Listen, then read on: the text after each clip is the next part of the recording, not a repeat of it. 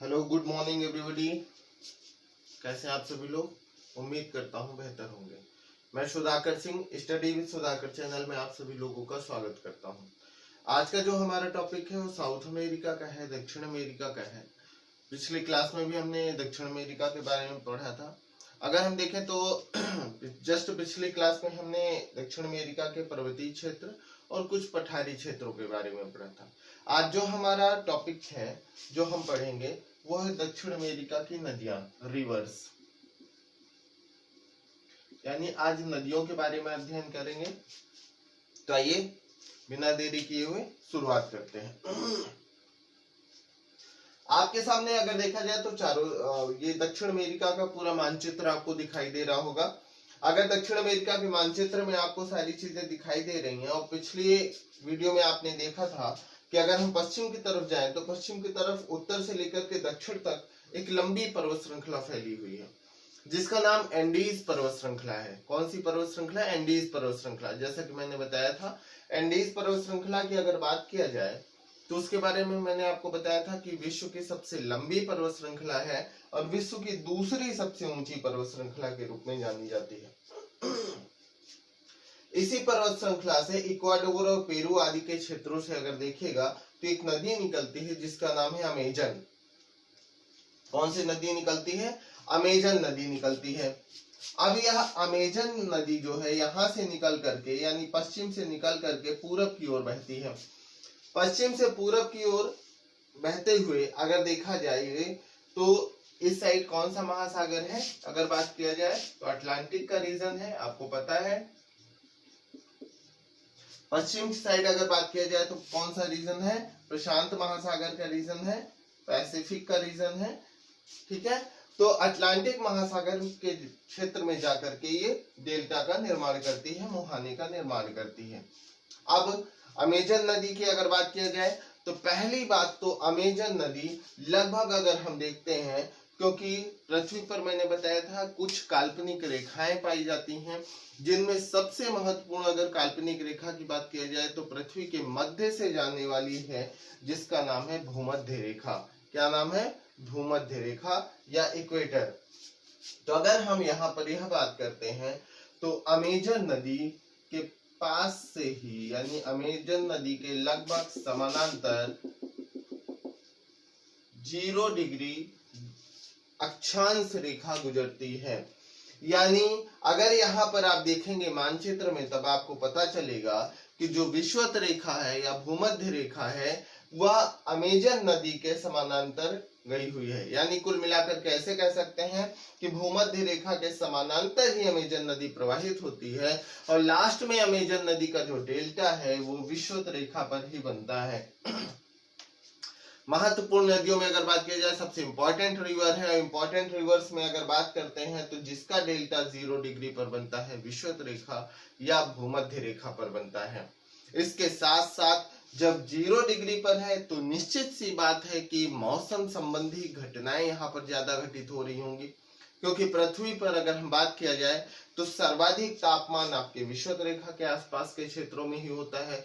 जब सर्वाधिक तापमान वहां पर होगा तो आपका वाष्पीकरण की प्रक्रिया भी सबसे अधिक होगी, यानी अत्यधिक मात्रा में वाष्पीकरण होता है। अत्यधिक मात्रा में वाष्पीकरण के साथ साथ अगर बात किया जाए तो यहीं पर आप देखिएगा जिसके कारण क्लाउड्स का निर्माण होता है, बादलों का निर्माण होता है और जो बादल बनते हैं तो उनसे वर्षा होती है, यानी अत्यधिक वर्षा होती है। तो अत्यधिक वर्षा वाला भी क्षेत्र हो गया। जब अत्यधिक वर्षा वाला क्षेत्र हो गया तो निश्चित सी बात है कि इस नदी में पानी भी होगा और दूर दूर से पानी बह करके आ रहा होगा। जब पानी बह करके आ रहा होगा तो कई छोटी छोटी नदियां विकसित हो जाएंगी। तो अमेजन नदी की सबसे अधिक सहायक नदियां हैं, यह भी ध्यान रखना है कि अगर हम अपवाह प्रणाली की बात करें, अपवाह क्षेत्र की बात करें, ड्रेनेज सिस्टम की बात करें, मन में विचार आ रहा होगा कि अपवाह क्षेत्र क्या होता है।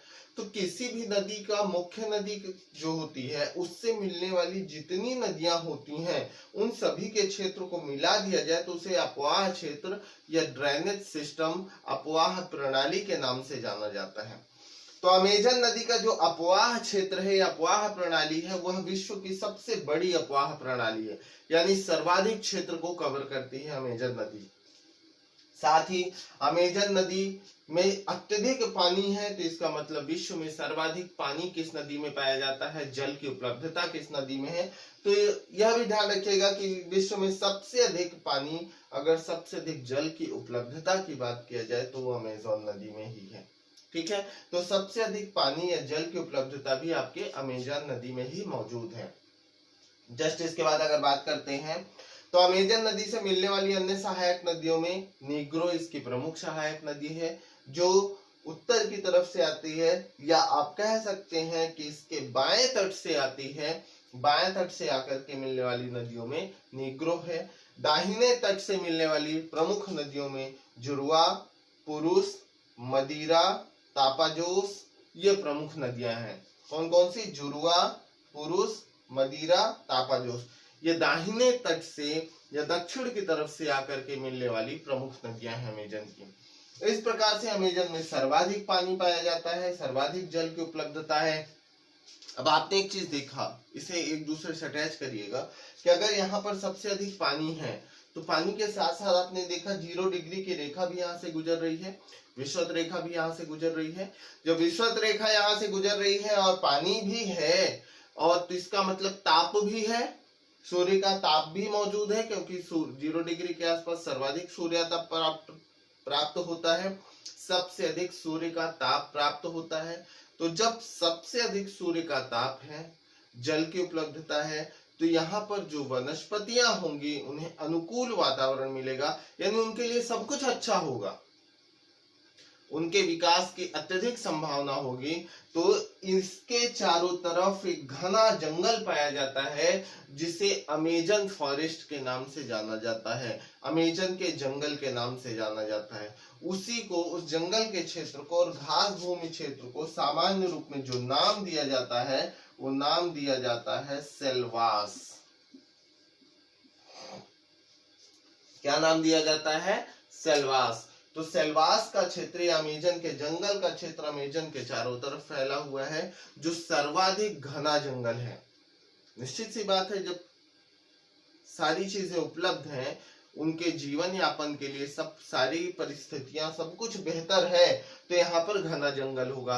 अब घने जंगल में अगर बात किया जाए तो ऊंचेदार वृक्ष होंगे, बड़े बड़े ऊंचे ऊंचे वृक्ष होंगे, कठोर लकड़ियां होंगी, सब कुछ बेहतर वातावरण पाया जाता है। यहाँ पर जो जंगल है वो उष्ण कटिबंधीय प्रकार का जंगल है। ये भी ध्यान रखना है कि अगर बात किया जाए तो यहाँ पर उष्ण कटिबंधीय प्रकार के जंगल पाए जाते हैं, राइट। इसके बाद जो अमेजन का डेल्टा है वो एकदम 0 डिग्री पर बनता है, ये ध्यान रखना है। यहाँ पर कई महत्वपूर्ण अगर देखा जाए तो बंदरगाह भी है। जैसे अगर यहाँ पर 0 डिग्री पर स्थित सबसे प्रमुख बंदरगाहों की बात किया जाए तो आपका यहाँ पर अगर देखिएगा तो मकापा सबसे प्रमुख बंदरगाह है। कौन सा? मकापा। उस पर आगे भी चर्चा कर लेंगे, लेकिन हाल फिलहाल आपको ये याद रखना है। साथ में नीग्रो सबसे इंपॉर्टेंट सहायक नदी है, ये भी आपको ध्यान रखना है। इसके बाद बात करते हैं, अगर आते हैं तो कोलंबिया के क्षेत्र में आते हैं। और कोलंबिया के क्षेत्र में अगर हम पहुंचे तो कोलंबिया के क्षेत्र में हमने देखा था कि कॉर्डिलेरा पर्वत श्रृंखला है, पूर्वी कॉर्डिलेरा और पश्चिमी कॉर्डिलेरा।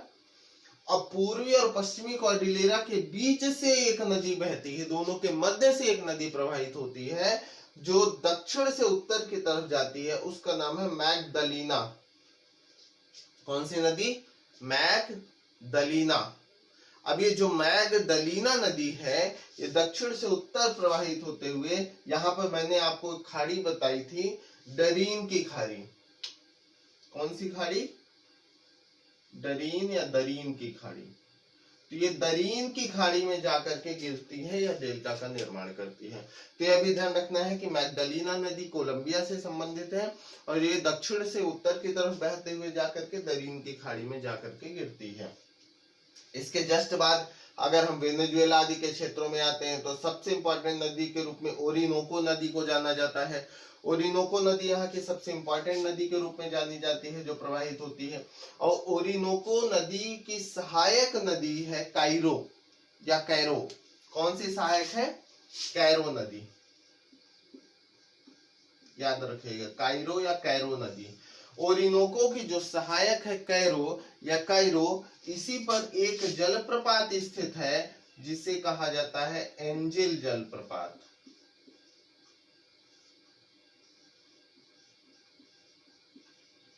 दिख रहा है आप सभी लोगों को? कौन सा जलप्रपात है? एंजिल जलप्रपात है। एंजिल जलप्रपात की अगर बात किया जाए तो वेनेजुएला में स्थित है, जो विश्व का सबसे ऊंचा जलप्रपात है। क्या है? विश्व का सबसे ऊंचे जलप्रपात के रूप में एंजिल जलप्रपात को जाना जाता है, ये भी ध्यान रखिएगा। कई बार एग्जाम में पूछा गया किस नदी पर है, तो कैरो नदी पर है। कैरो नदी किसकी सहायक है? ओरिनोको की सहायक नदी है। ठीक है, जस्ट आगे चलते हैं। इसके बाद अगर हम ब्राजील के क्षेत्र में ही आते हैं, तो ब्राजील के पूर्वी हिस्से में दक्षिण से उत्तर की तरफ बहती हुई एक नदी और है टोकांटिस। कौन सी नदी है? टोकांटिस नदी। अभी ब्राजील की प्रमुख सहायक नदी है, क्योंकि पूर्वी हिस्से में पठारी भाग है। आपने देखा था ब्राजील उच्च भूमि क्षेत्र है, तो उच्च भूमि क्षेत्र से संबंधित होने के कारण महत्वपूर्ण नदी हो जाती है। तो दक्षिण से उत्तर की तरफ बहने वाली प्रमुख नदी है टोकांटिस। साथ में दक्षिण से आती हुई और फिर एकदम पूरब की तरफ मुड़ करके बहने वाली नदियों में अगर देखा जाए तो सैन फ्रांसिस्को नदी। सैन फ्रांसिस्को नदी जो है, अगर इसकी बात किया जाए तो ब्राजील में दक्षिण से बहती है, फिर आकर के लगभग पूरब की तरफ मुड़ जाती है, पूरब की तरफ जाती है और अटलांटिक के क्षेत्र में जाकर के समाप्त होती है सैन फ्रांसिस्को नदी। तो सैन फ्रांसिस्को नदी का संबंध किससे है आपको याद रखना है कि आपके ब्राजील के क्षेत्र से ही। यह बिल्कुल ध्यान रखिएगा, बिल्कुल मत भूलिएगा। मोस्ट इंपॉर्टेंट सारे पॉइंट्स हैं, सारी नदियां महत्वपूर्ण नदियां हैं, इन्हें बिल्कुल आपको नहीं भूलना है। पढ़ने के लिए क्या करना है आपको? निश्चित रूप से मानचित्र एक बार ड्रॉ कर लीजिए। अगर नहीं ड्रॉ कर रहे हैं तो एटलस से पढ़ सकते हैं। ठीक है, इन नदियों को 2-4 बार ड्रॉ करने के बाद आप इससे पढ़िए तो आपको बेहतर नॉलेज हो जाएगी और ये सारी चीजें आपके दिमाग में बैठ जाएंगी। इसके बाद दक्षिण की तरफ आएंगे तो इसी ब्राजील उच्च भूमि क्षेत्र से निकलने वाली एक प्रमुख नदी है पराना, और पराना कंटिन्यू आगे जाके समाप्त होती है उरुग्वे अर्जेंटीना के मध्य में अगर देखा जाए। अब पराना से मिलने वाली एक प्रमुख सहायक नदी है पराग्वे। कौन सी? ये पराना हो गई, पराना से मिलने वाली प्रमुख सहायक नदी हो गई पराग्वे, और पराग्वे से मिलने वाली प्रमुख सहायक नदी हो गई अगर देखा जाए तो पिल्कोमायो। कौन सी नदी हो गई? पिल्कोमायो।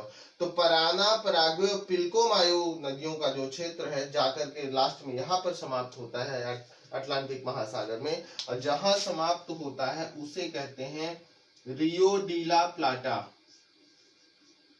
रियो डी ला प्लाटा। तो आपको यह भी ध्यान रखना है कि कहां समाप्त होती है, तो यह रियो डी ला प्लाटा में समाप्त होती है। अब इसे पराना पराग्वे का प्लाटा भी कहा जाता है। पराना पराग्वे का प्लाटा से संबंधित हो गया कि पराना पराग्वे का क्षेत्र जो यहाँ पर इंपॉर्टेंट है। तो ये भी ध्यान रखिएगा कि पराना नदी निकलती तो ब्राजील से है, लेकिन समाप्त होती है अगर देखें तो उरुग्वे और अर्जेंटीना के लगभग बॉर्डर के क्षेत्र में है, समाप्त होती है रियो डी ला प्लाटा में जाकर के गिरती है। जस्ट इसके बाद अर्जेंटीना में 2 प्रमुख नदियां हैं जो अंडीज से निकल करके पूरब की तरफ जाती हैं। कोलोराडो है, याद रखिएगा कोलोराडो नदी एक मैंने यूएसए में भी बताया था, ये दूसरी कोलोराडो है, और एक नीग्रो है। यहाँ भी नीग्रो बताया, ये भी नीग्रो है, तो दोनों ध्यान रखना है आपको। लेकिन ये नीग्रो ज्यादा इंपॉर्टेंट है इसके कंपेयर में। ये नीग्रो नदी है जो यहाँ पर जाके समाप्त होती है वाल्देस पेनिनसुला के पास। कल की क्लास में बताया था कि वाल्देस प्रायद्वीप के पास ही जाकर के यह समाप्त होती हैं। तो इस प्रकार से आपकी इंपॉर्टेंट नदियां रही। साथ के साथ आपको अगर देखा जाए तो ब्राजील से संबंधित कुछ चीजों को और ध्यान रखना है। जैसे कि अगर ब्राजील की बात किया जाए तो ब्राजील विश्व में सबसे अधिक कॉफी का उत्पादन करने वाला देश है। विश्व में सबसे अधिक कहवा या कॉफी का उत्पादन ब्राजील करता है। इसके अलावा विश्व में सर्वाधिक चीनी का उत्पादन करने वाला देश ब्राजील है वर्तमान समय में। पहले क्यूबा था लेकिन वर्तमान में ब्राजील है, ये ध्यान रखिएगा डाटा को। तो पूरी तरीके से अगर हम यहाँ पर बात करें तो वर्तमान में ब्राजील सबसे ज्यादा चीनी का उत्पादन कर रहा है। सबसे ज्यादा अगर बात किया जाए तो आपका कॉफी का उत्पादन कर रहे हैं।